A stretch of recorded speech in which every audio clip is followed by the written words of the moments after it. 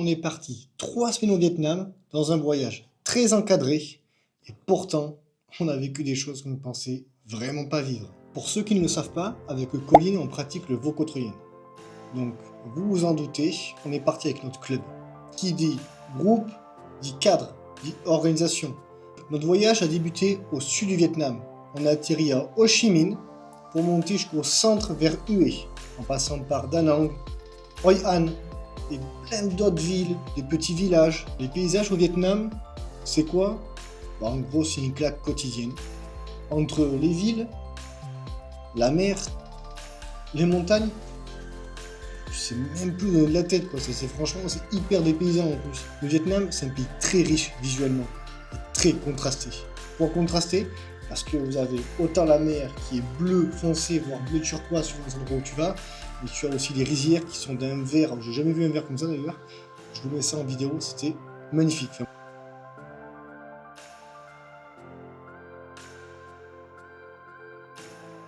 Ce qui est cool aussi avec le Vietnam, c'est que tu as tellement de contrastes au niveau des reliefs, entre la mer, les montagnes, les plateaux, que tu as plein d'activités qui s'ouvrent à toi. Bon, nous, on a eu la chance de pouvoir faire de la plongée, pas de la plongée à la bouteille, mais de la plongée en apnée, quoi, tout simplement.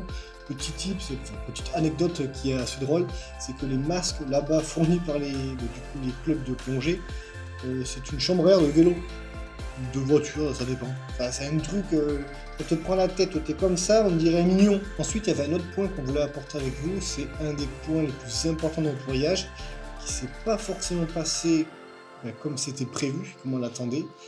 On a fait une cause humanitaire. Donc là, du coup, on est devant un orphelinat, on peut le voir juste ici. Parce qu'on devait, oui, je dis bien on devait donner des affaires scolaires et passer un petit moment avec des enfants dans cet orphelinat. Sauf que Tao, notre traductrice officielle, c'est la femme de notre professeur. Ouais. Ils l'ont rappelé hier pour lui dire qu'il y avait des changements de programme, qu'ils ne savaient pas trop, qu'en fait ils étaient trop chauds il y a 2 semaines.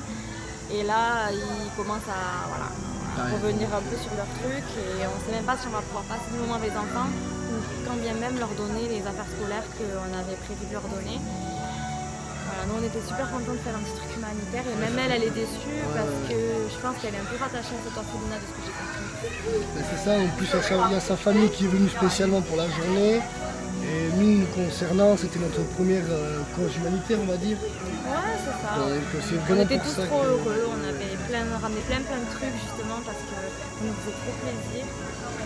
Mais j'espère qu'on pourra au moins leur donner ça et on vous tiendra au courant dans la suite de la vidéo. Mais bon, on est quand même content d'être là. Voilà, on est là quand même, c'est l'intention qui compte. Si quand même on peut essayer de filmer des petits trucs, on le fera, sinon on vous expliquera tout. On n'a pas le droit de filmer quand même, c'est des enfants. On verra peut-être les locaux juste.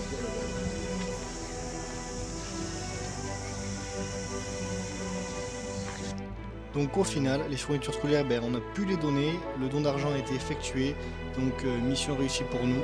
Après le Vietnam, c'est une multitude de scènes, c'est ultra vivant.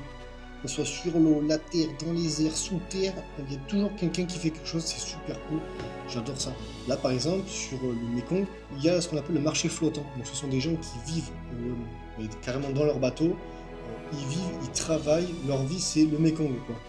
Donc en gros ce qu'ils font c'est que dès qu'il y a des bateaux de touristes, ils vous accostent par exemple avec leur embarcation, ils vous posent un petit fruit, vous sortent un billet pour vous montrer en gros le prix du fruit. Par exemple, ils prennent la coco, ils posent sur le trottoir, machette, hop, t'as la coco, tu bois quoi. Donc là il n'y a pas le temps, il n'y a pas de table de découpe ou je sais pas quoi. Eux ils font sur l'instant T. Par exemple les tisseurs de paille, ceux qui font les chapeaux traditionnels, ils ont un support en bois, ils s'assoient dessus puis ils tressent les chapeaux, qui sont d'ailleurs magnifiques. Ensuite, j'ai une anecdote à vous raconter aussi. On était à Hue, on se promenait dans les rues, etc. Et vous savez, devant les boutiques, enfin, vous savez, pour ceux qui ont été, ils savent, et pour ceux qui iront un jour, vous verrez par vous-même. Devant chaque boutique, vous avez une sorte de gardien, ils sont tous habillés en gris, et eux, en gros, ils nettoient devant, ils rangent devant la boutique, ils nettoient le trottoir, etc. Et je le vois assis sur sa chaise, et bon, j'avais l'appareil photo à la main, et je lui montre l'appareil photo, je lui dis, est-ce que je peux prendre une photo, mais je sais pas trop comment lui dire, je parle même pas anglais, et eux ils parlent pas anglais. Donc voilà, on s'est réglé, on langue des signes quoi. Et là, il se lève, il fait son petit garde à vous comme ça, il me lâche un grand sourire. Et là, dans son regard, on le voit, de toute façon, sur le cliché que j'ai pris, je sais pas, il respire la bonté, la générosité, je sais pas, cette photo, en tout cas, je la trouve très émouvante. Dites-moi ce que vous en pensez. Mais en tout cas, ouais, ce monsieur, il m'a une deuxième anecdote. On s'arrête visiter un temple, et puis je sais pas, je décide de m'écarter un petit peu. Et là, d'un coup, il y a 2-3 enfants qui sortent en courant. Je me rappelle, il y a des grands bâtons comme ça. Et moi, de base, je voulais envoyer mon drone. Donc, j'avais déployé le drone, tout ça, je les vois arriver en courant. Bon, je me mets à côté du drone parce que je sais pas s'ils avaient vu le drone et je voulais pas forcément qu'il marche dessus ou autre. Je finis par envoyer mon drone. Là, je vois les enfants, ils étaient complètement étonnés, ils étaient là hyper curieux. Ah, qu'est-ce que c'est? Ils étaient autour de moi, j'avais la télécommande à la main et tout. Donc ça, c'était super chouette. Du coup, je finis par envoyer mon drone, je filme ce que j'ai à filmer. Et hop, quand je reviens, je me dis, pourquoi je filmerais pas les enfants d'en haut. Et là, je les vois avec les bâtons, hop, ils essayaient de taper mon drone. J'ai fait, vas-y, touche le drone. Du coup, je remontais un petit peu en altitude. En altitude, j'étais à 10 mètres, quoi. Mais c'est juste qu'ils avaient des grands bâtons. Et là, je vois 4-5 jeunes qui arrivent avec des petites motos électriques. Ils s'arrêtent autour de moi, hyper intrigués, tout ça. Et je lui dis, j'essaye de lui dire, est-ce que je peux monter? Est-ce que tu veux bien m'emmener? Fais monter. Je monte derrière lui. Et alors là, j'arrive avec ma team de bikers, tout le monde me regardait dans le groupe. J'étais comme ça, comme un roi Pacha, hop, j'arrive. Donc franchement, c'était des super souvenirs. Donc la visite se passe tranquillement, on visite le temple avec le guide, etc. Et quand on revient, je vois les jeunes, ils étaient montés dans un arbre. Je me dis, voilà, qu'est-ce qu'ils font? Et en fait, ils sont partis me cueillir une mangue.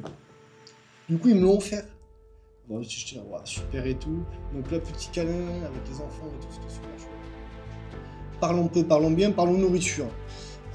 Parce que c'est vrai que je pense que c'est un point assez important pour ceux qui voyagent. On aime bien déguster, découvrir un petit peu le papilles, les stimulés, tout ça. Et au Vietnam, on est servi. La nourriture est très variée, beaucoup de verdure par contre, beaucoup de poissons, beaucoup de viande et surtout pas mal d'épices. Donc attention à vous si vous êtes un peu sensible du palais, on n'est pas sur quelque chose comme dans les îles qui vous arrache à vous déchausser les chicots, mais c'est goûtu. C'est-à-dire que tu le mets, si tu fais, suivant ce que tu manges, tu peux avoir la larmichette quand même. Hein. Donc pareil, comme dans beaucoup de pays en Asie, attention, l'eau n'est pas potable, et là-bas ils sont adeptes des glaçons. C'est-à-dire qu'ils vous accueillent très très souvent avec un thé glacé. Bon, nous, on n'a pas eu de soucis particuliers, mais je sais qu'il y a des gens, ça peut les affecter. C'est quel dommage de gâcher son voyage, d'être cloîtré au lit parce que vous avez mal au ventre. Donc faites attention à vous, protégez-vous. Et je sais qu'il existe des médicaments qui peuvent vous protéger du coup le ventre. Donc, achetez des bouteilles d'eau, c'est super important, vous pouvez en trouver partout. De l'eau, c'est vraiment pas cher. Il fait chaud, donc vraiment buvez. Petit truc en plus, on est en train de mettre en place un blog sur lequel on mettra nos fiches, des e-books qui détailleront le matériel qu'on utilise, les sacs qu'on utilise, comment on s'en sort lors de nos voyages. Donc n'hésitez pas à vous abonner, à mettre un petit like, un commentaire, ça nous donnera de la force, c'est gratuit, ça prend quelques secondes. Et dites-vous une chose, peu importe la façon dont vous voyagez, l'important c'est ce que vous retirez de votre voyage. Et vous préférez voyager comment? Avec un groupe, donc dans un cadre, une organisation, ou vivre le voyage en totale liberté, solo ou en couple? Et si vous voulez suivre la suite, abonnez-vous. Cette série de voyages ne fait que commencer. Arrive prochainement Maroc, tour d'Europe à moto, plus de 20 pays effectués, et dans 2-3 mois, l'Australie en PVT.